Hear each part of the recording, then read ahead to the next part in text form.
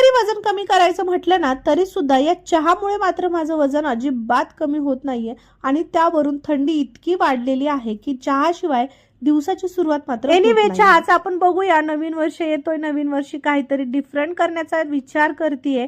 त्यातच चहा जर सुटला तर खूप बरं होईल. आंघोळ वगैरे करून घेतलेली आहे, छानपैकी रेडी झाली. म्हटलं आज गेट रेडी विथ मी वाला व्लॉग बनवूया.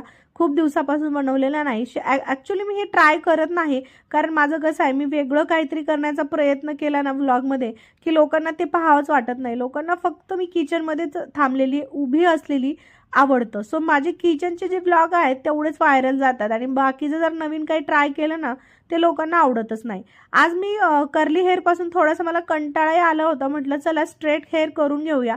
बट हीटवाला सिरम माझ्याकडे नव्हता, संपला होता. सो मी तसंच नॉर्मली स्ट्रेट करून घेतलेत हेअर. असं केल्याने थोडंसं हेअर डॅमेज होण्याचे चान्सेस असतात. कुठलं पण एखादं सिरम किंवा हीट सिरम जर तुम्ही लावून स्ट्रेट केले ना तर डॅमेज थोडासा कमी होतो. एवढं छानपैकी रेडी झाल्याच्या नंतर मला जायचं होतं किचनमध्ये, कारण मला इवेला ब्रेकफास्ट बनवायचा होता.